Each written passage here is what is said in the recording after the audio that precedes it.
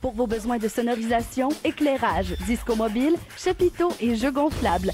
Pour les petits et les grands événements, faites confiance à notre équipe professionnelle. Disco Flash, 73 Napoléon Sept-Îles. 1-866-962-2668.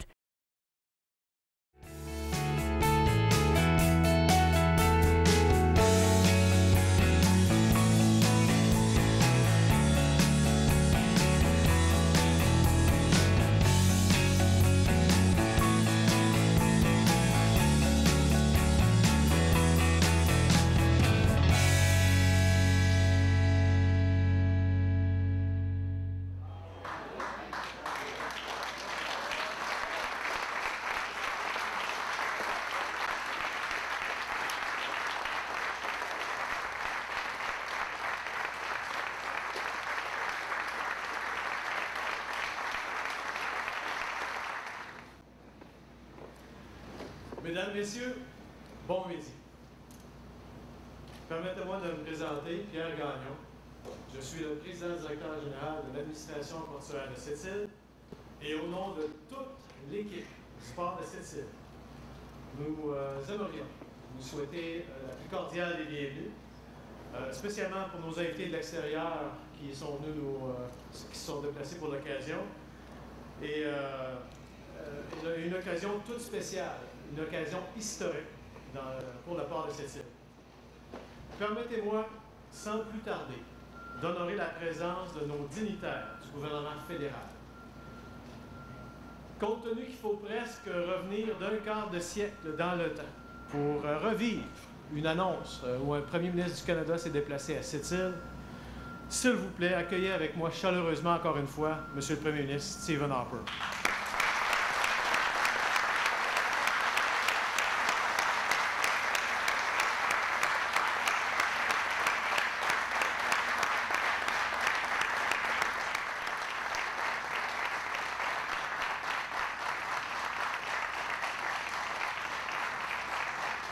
Merci beaucoup et bonjour tout le monde. Greetings. Merci beaucoup pour cet accueil chaleureux à cette région. Thank you for your warm welcome to this region. C'est un grand plaisir pour moi d'être ici dans cette belle région de la Côte-Nord. Notre pays est grand, mes amis, très grand. Pour pouvoir visiter toutes les régions du Canada, j'ai fait le calcul et je vais avoir besoin d'au moins un autre mandat comme Premier ministre.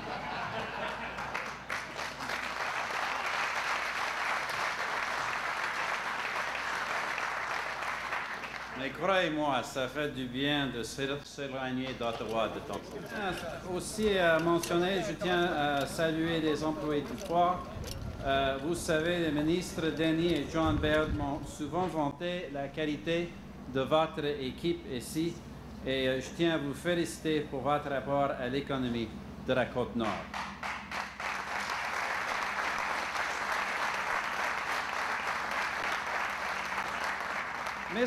Mes amis, je tenais à venir voir personnellement, ici au port de cette île, les résultats des investissements qui découlent de notre plan d'action économique. Il y en a eu beaucoup.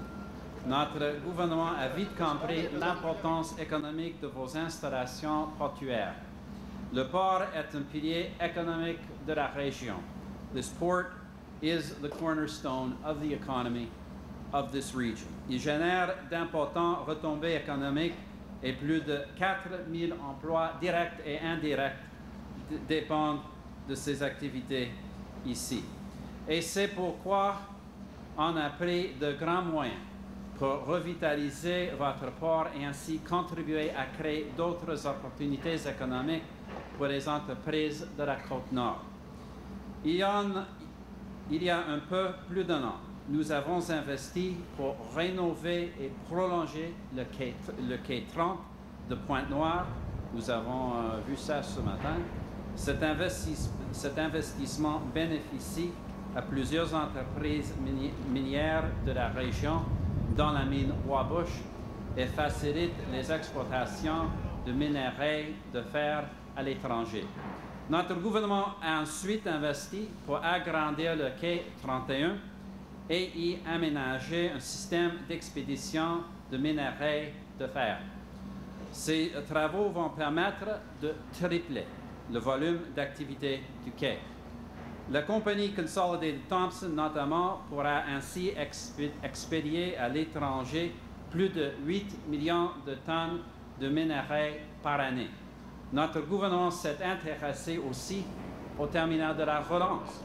Toujours en collaboration avec les autorités du port, notre gouvernement a investi une grosse somme d'argent pour y construire un silo additionnel que je viens d'inaugurer. Le silo numéro 8 a considérablement amélioré la capacité d'entreposage du coke de pétrole, une substance essentielle pour produire de l'aluminium. Grâce à ces travaux, l'aluminerie Alouette, notamment, va pouvoir demeurer compétitive et conquérir de nouveaux marchés. Et vous devez tous et toutes être très fiers du fait que la Relance est maintenant le plus grand terminal de l'industrie de l'aluminium en Amérique.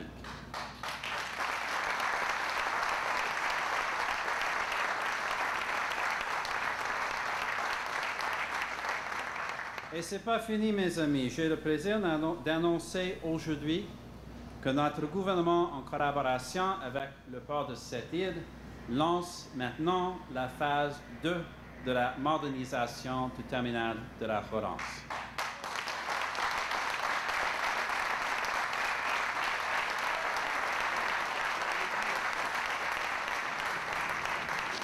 Il s'agit d'un projet de plus de 14 millions de dollars financé à parts égales par notre gouvernement et le port. Le terminal sera bientôt doté d'un centre de logistique et de gestion. Le quai sera modernisé et un bâtiment de sécurité sera aussi construit. Tous ces investissements, mes chers amis, démontrent bien que notre plan d'action économique fonctionne comme prévu. Et grâce, mes amis, à ces investissements, pendant la récession mondiale, le Canada a fait mieux, beaucoup mieux que les autres pays industrialisés. Mes amis, la première priorité de notre gouvernement demeure et va demeurer l'économie et la création d'emplois.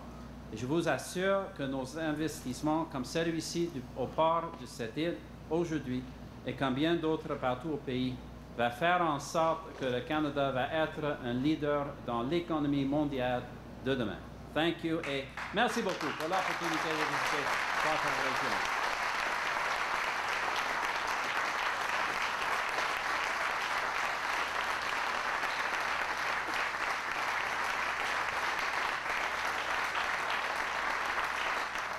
Mes premiers mots seront réservés pour remercier le premier ministre, M. Harper, du grand intérêt que porte son gouvernement pour le développement de la Côte-Nord. Cette annonce et votre visite aujourd'hui témoigner de la volonté de votre gouvernement d'appuyer l'essor de la Côte-Nord demeurera mémorable et historique, puisqu'une plaque commémorative soulignant votre passage sera installée dans les prochaines semaines au pied du silo numéro 8 que vous avez inauguré plus tôt. En mon nom et au nom de M. André Martel, président et chef de la direction de l'aluminerie Alouette, nous vous remercions de cet appui majeur visant la continuité dans l'accroissement de la capacité du plus grand terminal de l'industrie d'aluminium des Amériques. Avec l'annonce d'aujourd'hui permettant une deuxième phase au coût total de 14 millions de dollars, cette deuxième phase du projet consistera principalement à l'implantation d'un centre de logistique de la gestion d'aluminium, l'amélioration des systèmes d'accostage à quai, l'accroissement du réseau électrique et l'implantation d'un nouveau bâtiment de service assurant la sûreté du terminal. Ainsi, avec les deux phases combinées, c'est une somme colossale de plus de 44 millions de dollars qui sera investie pour augmenter la capacité et l'efficacité du terminal de la Relance. Également, je dois souligner que votre gouvernement aura, dans la dernière année, grâce au Fonds de stimulation de l'économie, contribué à la mise en chantier de 5 grands chantiers de construction au port de Sept-Îles, qui ont généré des investissements publics et privés totalisant plus de 1/4 milliard de dollars.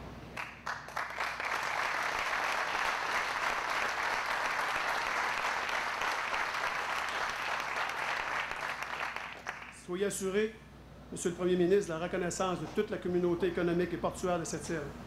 spécialement dans la période de forte vitalité économique et d'essor du marché du fer que connaît la région actuellement. D'autres défis attendent le port de cette île à titre de premier port minéralier en Amérique du Nord, soit ceux de répondre à la forte croissance de l'industrie du fer. Et à cet égard, Monsieur le Premier ministre, nous savons que nous pourrons compter dans un futur prochain sur un gouvernement ayant à cœur le développement, la croissance et la prospérité économique de la Côte-Nord, du Québec et de tout l'Est du Canada. Merci beaucoup.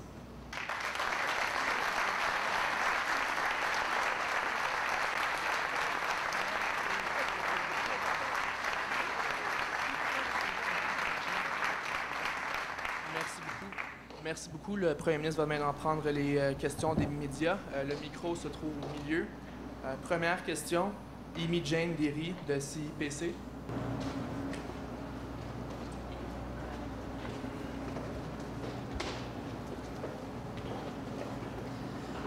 Monsieur le Premier ministre, côté emploi, cette seconde phase, vous pensez qu'on va réussir à en créer combien davantage?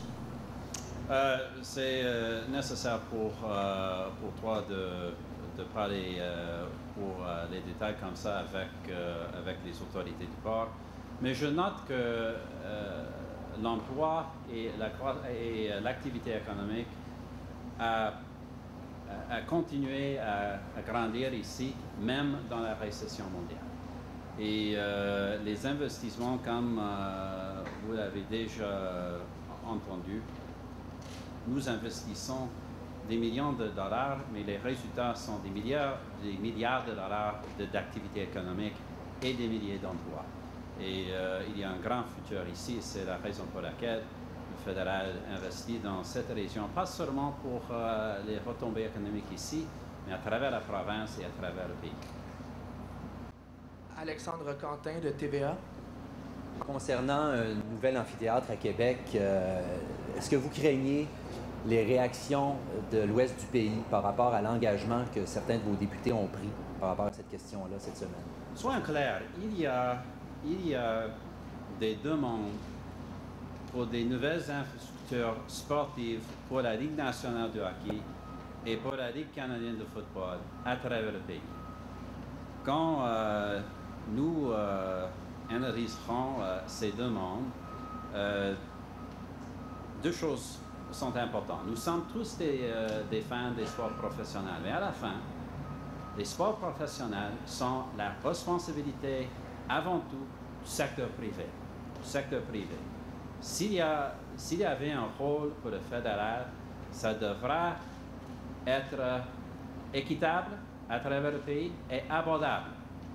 Reconnaissant que nous entrons dans une période de restriction budgétaire. Et ça, c'est la réalité de toutes ces demandes. Fanny Lévesque du Nord-Côtier.